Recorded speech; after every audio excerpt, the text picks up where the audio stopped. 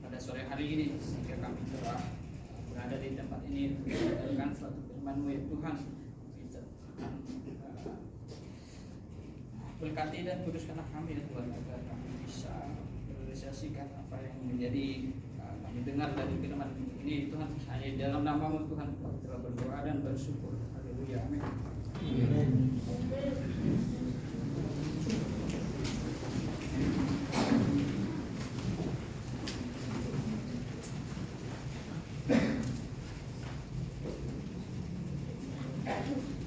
Shalom. Shalom. Selamat sore Bapak Ibu yang terkasih di dalam nama Tuhan Yesus. Selamat sore. Baiklah, sebelum kita akan membaca firman, saya ingin bertanya kepada kalian. Siapa yang di sini sudah akitisme? Ya, saya rasa kita semua sudah hidup baru ya. Akitisme itu adalah proses kehidupan seseorang yang dari kehidupan lama dia menjadi hidup baru. Itu namanya akitisme. Jadi hidup baru di sini hidup yang sesuai dengan karakternya Kristus. Karakternya Tuhan Yesus. Jadi jangan kita mengalami hidup baru jadi nggak jadi beresis lagi kan. Jadi beresis di sini dalam arti kekeliruan. Kita berpikir keliru.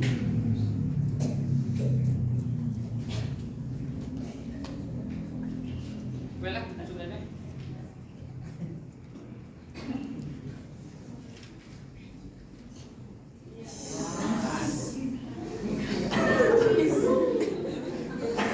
Firman Tuhan pada sore hari ini terambil dalam kitab 1 Timotius. Ya, kitab 1 Timotius ayatnya yang kelima, 1 Timotius 5 ayatnya ke-3 sampai 16. Ini mengenai seorang janda. Jadi saya akan membacakan ayat pertama dan kalian akan membacakan ayat yang kedua sampai seterusnya. Dengan judul perikop yang diberikan oleh Lembaga Alkitab Indonesia mengenai janda. Hormatilah janda-janda yang benar-benar janda. Tetapi jikalau seorang janda mempunyai anak atau cucu, hendaknya mereka itu pertama-tama belajar berbakti kepada Allah sendiri dan membalas budi kepada bapak dan nenek mereka, karena itulah Diulang dulu Batuk. Ini asal ngomong aja ini semua. Serentak dulu. Hitungan ketiga. Ya, saya akan mulai membacanya dengan judul perikop yang diberi oleh Lembaga Alkitab Indonesia mengenai janda. Hormatilah janda-janda yang benar-benar janda. Dengan hitungan ketiga kalian akan membacanya serempak ya. 1, 2, 3. Tetapi jikalau seorang janda mempunyai anak atau cucu, hendaklah mereka itu pertama-tama belajar berbakti kepada kaum keluarganya sendiri dan membalas budi orang tua dan nenek mereka, karena itulah yang berkenan kepada Allah. Sedangkan seseorang janda yang benar-benar janda, yang ditinggalkan seseorang diri, menaruh harapan kepada Allah dan bertekun dalam permohonan dan doa siang malam. Tetapi seorang janda yang hidup mewah dan berlebih-lebihan, ia sudah mati selagi hidup. Ayat yang ke-7. Peringatkanlah ia sesudah mati. Peringatkanlah ia akan hal-hal. Baca yang bagus. Ya, Peringatkanlah. peringatkanlah ia. Peringatkanlah hal-hal ini. Jangan juga kepada janda-janda itu agar mereka hidup dengan tidak bercela. Tetapi jika ada seorang yang tidak memeliharakan sanak saudaranya, apalagi seisi rumahnya, orang itu murtad dan lebih buruk dari orang yang tidak beriman. Yang didaftarkan sebagai janda hanyalah mereka yang tidak kurang dari 60 tahun, yang hanya satu kali bersuami. Dan yang terbukti telah melakukan pekerjaan yang baik seperti mengasuh anak, memberi tumpangan, membasuh kaki saudara-saudara seiman, menolong orang yang hidup dalam kesesakan, hendaknya mereka yang telah menggunakan segala kesempatan untuk berbuat baik. Tolaklah pendaftaran janda-janda yang lebih muda, karena apabila mereka sekali digalihkan oleh Baca ulang. ya, Setiap kau salah membaca, saya suruh ulang. ya, Ulang. tolaklah pendaftaran janda-janda yang lebih muda, karena apabila mereka digairahkan oleh Ulang. Salah. Ulang. Tolaklah pendaftaran janda-janda yang lebih muda, karena apabila mereka sekali digairahkan oleh keberahian yang menceraikan mereka dari Kristus, mereka itu ingin kawin. Dan dengan memungkiri kesetiaan mereka yang semula kepadanya, mereka mendatangkan hukuman atas dirinya. Lagi pula dengan kekeluaran masuk rumah orang, mereka membiasakan diri bermalas-malasan, dan bukan hanya bermalas-malasan saja, tetapi juga meletarkan dan Meleter. meletar Kau dan pakai kacamata atau tidak? Ya, sungguh-sungguh kau konsentrasi. Ya. Ulang dari awal. Lagi pula dengan keluar masuk rumah orang. Lagi pula dengan keluar masuk rumah orang, mereka membiasakan diri bermalas-malasan dan Bermalas-malas. iya. Lagi pula dengan keluar masuk rumah orang, mereka membiasakan diri bermalas-malas, dan bukan hanya bermalas-malas saja, tetapi juga meleter dan mencampuri soal orang lain dan mengatakan hal-hal yang tidak pantas. Karena itu aku mau supaya janda-janda yang muda kawin lagi, beroleh anak, memimpin rumah tangganya, dan jangan memberi alasan kepada lawan untuk memburuk-burukkan nama kita. Karena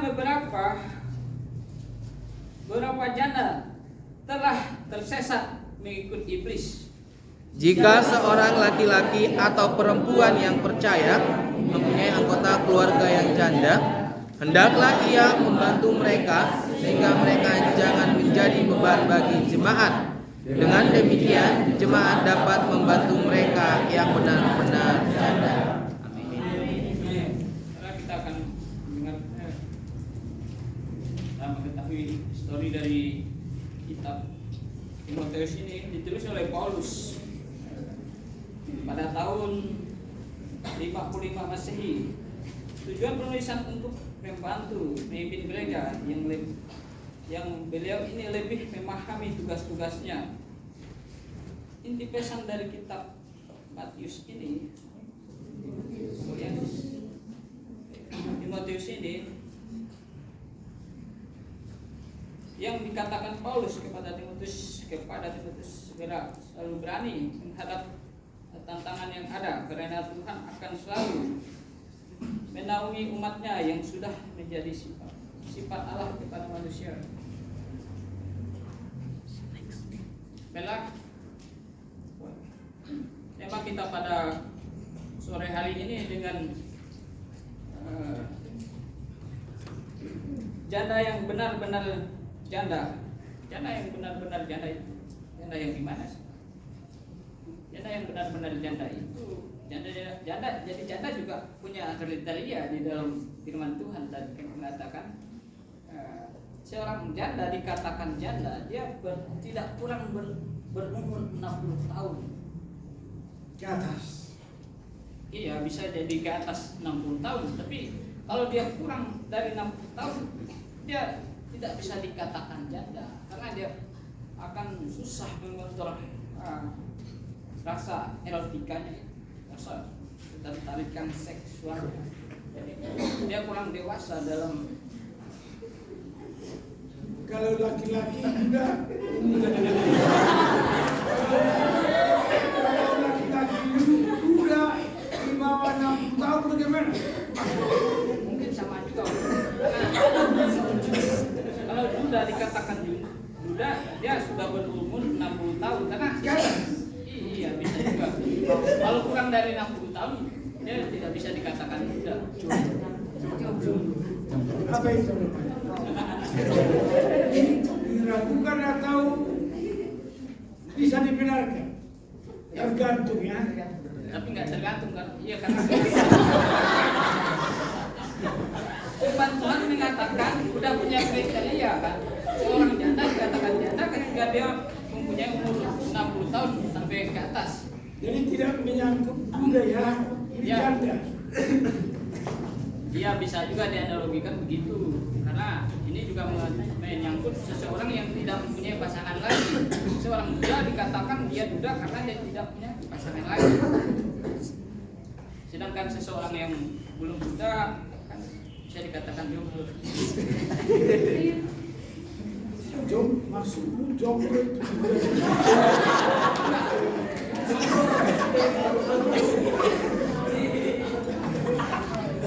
ya kau harus punya Jomblo dikatakan jomblo karena dia belum punya pasangan dan dia belum mempunyai kriteria untuk menjadi duda. bukan duda ya. Ya bukan.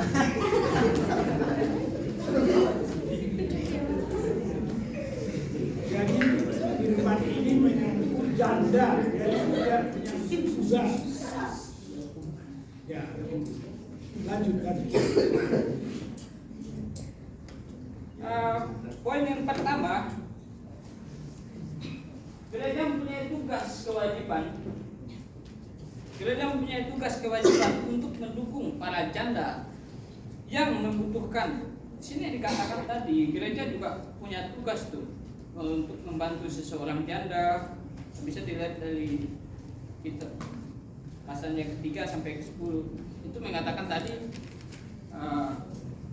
gereja juga mempunyai tugas dan tanggung jawab untuk membantu seseorang janda.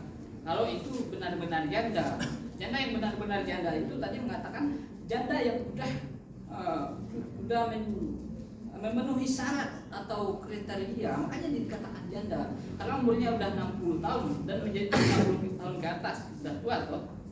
Dia juga mungkin dalam bekerja dia tidak mampu lagi. Tapi janda itu dikatakan begitu karena mungkin dia nggak punya keluarga atau nggak punya sanak saudara, makanya dia dibantu oleh gereja. Jadi peran gereja di situ untuk membina juga dan juga untuk membantu orang janda itu agar bisa mendapatkan finansial dan juga berkecukupan dalam kehidupan. Baiklah, poin kecilnya di sini, janda yang miskin harusnya dipilih oleh gereja. Dipelihara. Janda yang miskin harusnya dipelihara oleh gereja. Bisa kita lihat dalam ayatnya ke-3, ke-6 sampai ke-10. Begitu saya bilang tadi, janda yang hidup sendiri, tidak mempunyai keluarga, dan bisa dikatakan seorang yang kalau dia tidak punya keluarga itu dikatakan apa tuh? Kalau seseorang tidak punya keluarga dikatakan bukan jomblo. Hah? Ya janda sarfat lah. Ketika seseorang tidak punya keluarga, tidak punya dia hidup sendiri, itu maksud saya tadi. Jadi dia wajib dipelihara oleh gereja kalau dia sebatang kara, karena dia tidak mempunyai keluarga atau sanak saudara. Jadi keluarga wajib, jadi gereja wajib untuk memeliharanya. Dalam pasal yang ke-10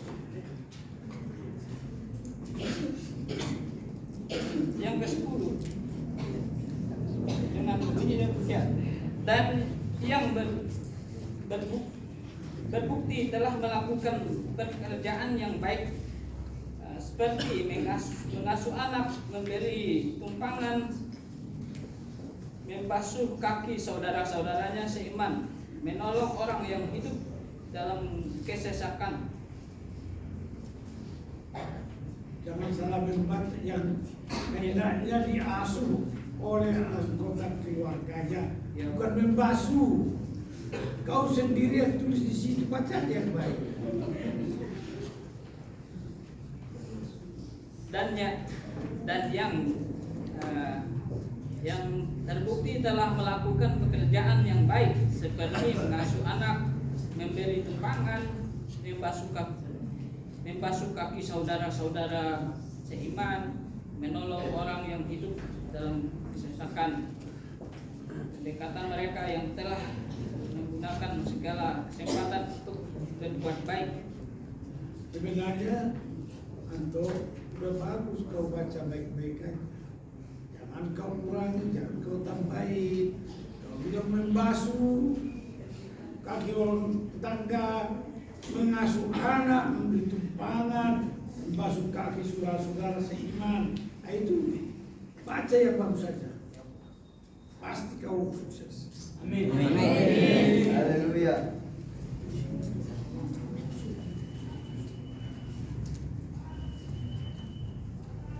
Poin kecilnya yang bagian B. Janda yang berkeluarga hendaknya diasuh oleh anggota keluarganya. Jadi jika seseorang janda yang mempunyai keluarga, ayat firman Tuhan tadi mengatakan dia wajib diasuh oleh keluarganya. Dia tidak boleh ditelantarkan. Kebanyakan kadang seseorang ketika dia janda mempunyai banyak anak, tapi anaknya tidak mau mengasuh ibunya yang janda itu, dan terkadang ditelantarkan hidup sendiri. Jadi sebagai orang yang mengenal karakter Tuhan Yesus, enaknya kita realisasikan apa yang dikatakan firman Tuhan tadi. Jadi kalau kita mempunyai keluarga dan keluarga itu nggak mau mengurus mamanya, dia janda, itu bisa kita tegur dengan bahasa yang halus. Jadi kita bisa mengatakan, nanti kamu masuk neraka kalau kamu tidak menghargai ibu.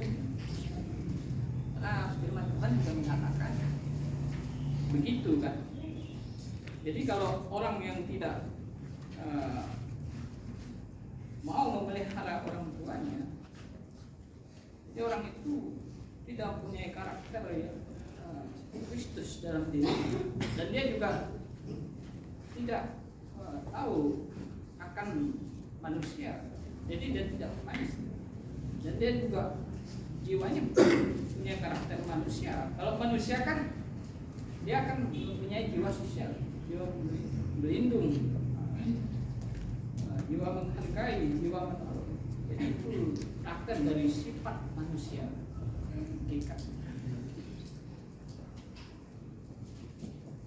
Janda yang miskin harus dipelihara oleh gereja. Janda yang berkeluarga hendaknya diasuh oleh anggota keluarganya. Jelas, tegas. Tolong jelaskan sama mahasiswa, jangan main-main. Janda yang miskin harusnya dia dibantu oleh gereja, karena dia tidak mempunyai cukup kemampuan atau finansial untuk hidup. Makanya gereja perlu untuk membantu seseorang janda yang miskin. Janda yang miskin di sini dalam arti janda yang tidak mempunyai anak, tidak mempunyai keluarga. Jadi dia patut diasuh oleh gereja. Sedangkan janda yang berkeluarga hendaknya dia diasuh oleh anggota keluarga. Di sini menandakan ketika janda, dia janda itu statusnya, tapi dia mempunyai keluarga, ya wajib diasuh keluarganya.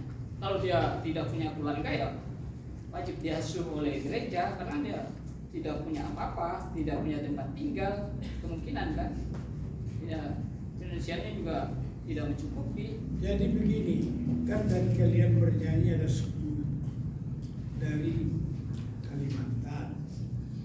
semua yang 10 ini nanti jadi hamba Tuhan. Ini untuk 10 hamba Tuhan yang bakal hamba Tuhan ini. Sekarang sudah hamba Tuhan itu berkewajiban pada janda. Karena orang orang dayak banyak janda loh. Tidak banyak. Kita jangan berasumsi. Kalau saya mengatakan begitu, saya justifikasi dong.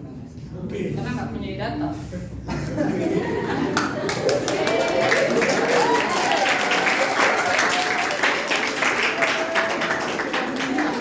Harus serius. Gereja harus serius.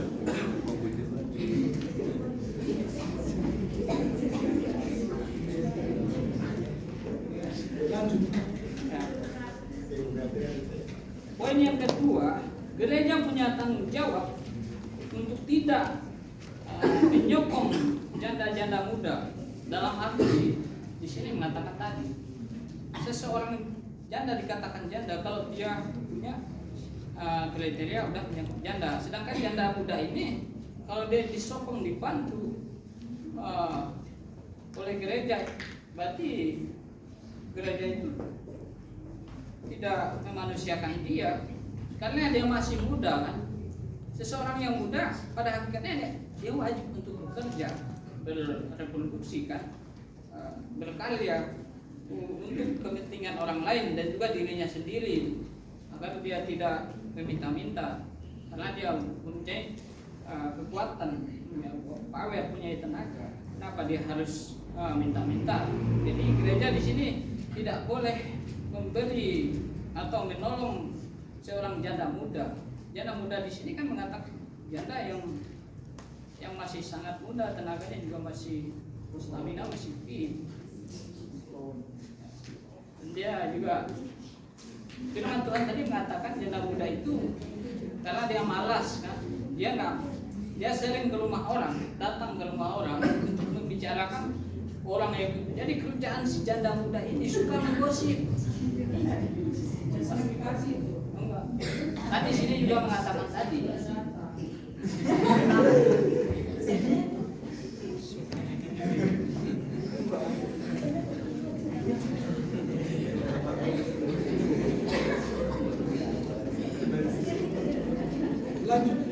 Lanjut terus. Jangan khawatir.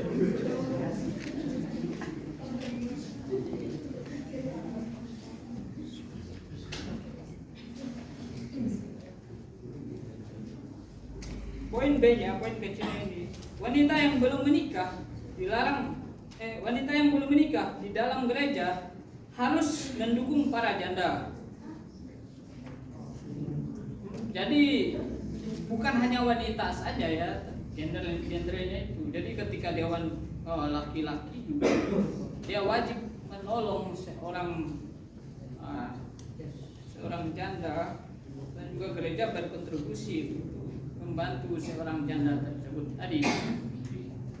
Jadi tidak hanya gereja saja, tapi seseorang ya satu gereja itu kan ada jemaat, ada pendeta, jadi semuanya wajib untuk berkontribusi untuk membantu seseorang janda tersebut. Nah, yang dibilang janda tadi yang sudah mempunyai kriterianya tadi, tidak hanya tidak maksudnya kalau mau pun membantu seseorang itu sudah mencakup suatu kriteria. Ya, kriterianya di situ tadi kan janda yang miskin dan tidak punya keluarga. Jadi orang yang sudah mengenal Tuhan ya wajib untuk membantu seseorang janda tersebut tadi. Tidak hanya gereja maupun siapa saja. Itu firman Tuhan mengatakan begitu. Baiklah, hanya ini firman Tuhan yang telah kita dengar. Nah, inti dari firman Tuhan ini mengatakan kepada kita ketika kita membantu seseorang. Jadi kita lihat dulu. Maksudnya kita dengar, cari tahu informasi. Apakah kita mengalokasikan dana kepada seseorang itu sudah mencukupi kriteria makanya dia bisa dikatakan dikasih uang kalau dia yang miskin tidak punya apa-apa. Kebanyakan di sini kita lihat kalau pemerintah biasa dikasih dana BLT itu kan dia tidak pas kan kepada seseorang yang benar-benar miskin, tapi kepada orang kaya juga kan, karena orang juga kadang-kadang hanya memberi aja tuh, jadi dia data sesuai dengan keluarganya dia. Jadi kalau dia keluarganya ya dia kasihnya tuh yang datanya itu yang bantuan langsung tunai. ya, tapi kan kadang gini hukum, kadang biasa juga dikasih nggak sesuai dengan kriteria orang itu kan, jadi disalah. Nah, Nah, itu dari inti firman Tuhan kita. Doa penutup. Saya minta itu Pak Enas. Kita berdoa. Terima kasih Tuhan Yesus buat segala anugerah dan kebaikan-Mu dalam kehidupan kami. Terima kasih buat hari ini kami sudah mendengarkan kebenaran firman-Mu. Bila Tuhan, Saudara Yanto yang sudah membawakan firman-Mu, Tuhan senantiasa tambah-tambahkan hikmat dalam kehidupannya, kesehatan, kekuatan, dan sukacita. Dan bila Tuhan Engkau yang senantiasa memelihara anak-Mu ini dalam masa perkuliahannya, dalam masa perkembangannya, dalam masa apapun yang dia lalui, dia lewati, dalam perkuliahan dan pelayanan, Tuhan senantiasa memelihara. Ini doa dan ucapan syukur kami, dalam nama Yesus kami berdoa. Amin. amin. Tepuk tangan.